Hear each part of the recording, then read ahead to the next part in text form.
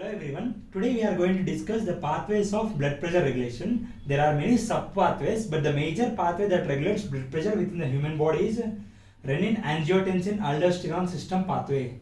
Renin-angiotensin-aldosterone system. So, how this pathway operates? So, we will be learning how the pathway operates and what are the subsystems that it will activate and how it will result in the increase of blood pressure. So, the first thing is, you can see here renin. So where from renin will be released, and there is here angiotensinogen, and renin is converting angiotensinogen to angiotensin 1. So first, what stimulates the release of renin? So we should know what stimulates release of renin and from where it is released. Renin will be released from juxtaglomerular cells. So renin will be released from juxtaglomerular cells. And where are juxtaglomerular cells located? They are located within the afferent arteriole. Let us think this is the afferent arteriole of the kidneys, and let us think this is the glomerular tissue. This is glomerulus, and within the glomerulus there will be an afferent arteriole, and this will be efferent arteriole, and afferent arteriole. So on the walls of afferent arteriole there are some specialized cells. Such cells are called as juxtaglomerular cells. So these juxtaglomerular cells have the capacity to release renin. When does they release renin? Actually, these juxtaglomerular cells, they function as baroreceptor sensing device. So they can sense the change in pressure and change in volume. That is the reason we are calling it they can sense the change in pressure. So they are a type of baroreceptor sensing devices. So when these juxtaglomerular cells are stimulated, they result in release of renin. So when do they stimulate? They are stimulated in different conditions. One of the conditions I am going to tell here. Some of those conditions are whenever there is an increased signal to macula densa. Macula densa, as we all know, it will be present on the wall of renal vessels. So whenever there is increased stimulation of macula densa, and when there is decreased renal artery, which artery? Renal artery pressure or decreased volume of blood. When there is decreased renal artery pressure and when there is reduced blood volume that is being presented to renal artery, this results in stimulation of juxtaglomerular. So there is one more thing also, that is increased sympathetic stimulation. So whenever increased macula densa signals and when there is decreased pressure of blood within the renal artery, when there is decreased amount of blood volume towards the renal artery, and then when there is increased sympathetic stimulation, all these things stimulate the juxtaglomerular cells. When these juxtaglomerular cells are activated, they result in release of renin. When renin is released, it results in the conversion of angiotensinogen present in the blood into angiotensin 1. So angiotensin 1, later it will be converted into angiotensin 2. From where does this angiotensin converting enzyme come here? This converting enzyme, it converts angiotensin 1 to angiotensin 2. It comes from lungs. The angiotensin converting enzyme is usually present in the lung tissues and lung cells. It converts angiotensin 1 into angiotensin 2. Now what will happen if angiotensin 2 is formed within our body? Angiotensin 2 will go and bind to its receptors, that is angiotensin receptors. What are these receptors? Angiotensin receptors. So there are two types of angiotensin receptors. Now I am cleaning all these things so that it will be easier for us to understand. So you see, angiotensin receptors. So there are two types of angiotensin receptors, AT1 receptors and AT2 receptors. AT2 receptors, angiotensin 2 receptors, they are not involved in BP regulation, though they are present in different locations like adrenal medullary tissue, uterus, and even at the brain. They are not involved in BP regulation. So we are not discussing about angiotensin 2 receptors further. We are discussing about angiotensin receptor 1. They are present in different locations. So where are they present? Angiotensin 1 receptors, they are present in brain, they are even present in kidneys, they are present in myocardium. Myocardium means it comes under heart. They are present in brain, kidney, myocardium, peripheral vasculature, and adrenal glands. So you can see all these things, they are present here. Angiotensin 2 will go and stimulate angiotensin 80.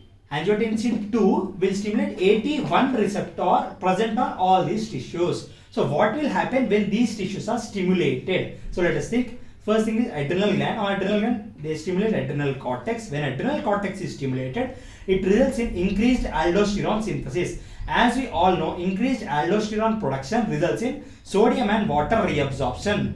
We also know that when there is sodium and water reabsorption, it results in increase of blood volume. When there is blood volume increases, automatically we know that it involves in increase of blood pressure. The next thing is they stimulate kidney.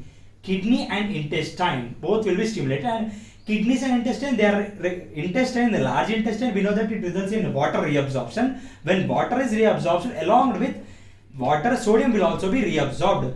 And in kidneys, we know that, however, kidneys are a good regulating system for sodium and water reabsorption within our body.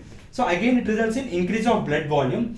Further increase in blood volume again results in increase of blood pressure. The next thing is it stimulates brain. In brain, so brain is being shown it as CNS here. It results in release of vasopressin. We all know that vasopressin is involved in increase of blood volume again. So in these three ways, it results in increase of blood volume directly or indirectly. Next comes peripheral nervous system. So in brain, central nervous system has been completed. Now peripheral nervous system. Peripheral nervous system, we know that peripheral nervous system when stimulated results in autonomic nervous system stimulation. In autonomic nervous system, it releases in sympathetic discharge. When sympathetic discharge occurs, it results in increase of total peripheral resistance. As we know, peripheral resistance is one of the parameters which results in increase of blood pressure. It also enhances the blood pressure of the patient. The next thing is vascular smooth muscle. Vascular smooth muscle. What happens to vascular smooth muscle here is, because of this 81 stimulation, it results in vasoconstriction. Again, vasoconstriction is a cause for peripheral resistance increasing. So the next thing, final thing is myocardium. The myocardium means it comes under heart. It is a muscle of heart, is called as myocardium. When heart is stimulated, it results in increased contractility of heart, which results in increased cardiac output. When there is increased cardiac output, again it results in blood pressure increase. So as we know that blood pressure is a product of heart rate and cardiac output. So when any of these one is increased, it results in increase of blood pressure. So finally, blood pressure is increased in one or the other pathways. Now we will be discussing drugs. So there are some basic drugs which control blood pressure, and I will be showing where these drugs actually act. The first drug category which we generally discuss are ACE inhibitors. What are ACE inhibitors? First category is ACE inhibitors. So ACE inhibitors inhibit the conversion of angiotensin 1, the conversion of angiotensin 1 into angiotensin 2. They will inhibit this enzyme. At this step, they will inhibit the pathway of renin-angiotensin aldosterone system. When this is inhibited, automatically it will not go and bind to any of these receptors. Thereby, there will not be elevation of blood pressure. The next category is ARBs, angiotensin receptor blockers. I told that angiotensin 2 will bind to 81 receptor which are involved in blood pressure regulation. So these angiotensin receptor blockers, they go and block these receptors, thereby inhibiting the further mechanisms of actions. The next type of category is beta blockers. So we all know that where do beta receptors present? Beta receptors are present on heart. When beta receptors, specifically beta 1 receptors are stimulated, it results in contraction of heart, and we use beta blockers. When we use beta blockers, they act on beta 1 receptors, they block these beta 1 receptors, which results in decreased contractility and decreased cardiac output. So it will be treating the blood pressure again. The next category are calcium channel blockers, and calcium channel blockers, as we know, they act on blood vessels. They will decrease the contraction, that is, they decrease the contractility of smooth muscle within the blood vessel. It is actually it prevents the smooth muscle contraction. So they are calcium channel blockers. So it acts on vascular smooth muscle. It prevents this vasoconstriction there, thereby reducing blood pressure. Indirectly, it inhibits total peripheral resistance, so there will be reduction of blood pressure there also. Next one is thiazide. So what do thiazides do? Thiazide comes under the category of diuretics, and there are many diuretics. One is thiazide diuretics, the other are loop diuretics, and all these thiazide diuretics, they directly or indirectly reduce the sodium and water reabsorption. Therefore, they are used for the treatment of edema in patients with blood pressure, and because of reduction of sodium and water reabsorption, blood volume will be reduced. When blood volume is reduced, we know that again blood pressure will be decreased. So in all these sort of drugs, they act on different pathways of renin, angiotensin, aldosterone system, thereby controlling our blood pressure.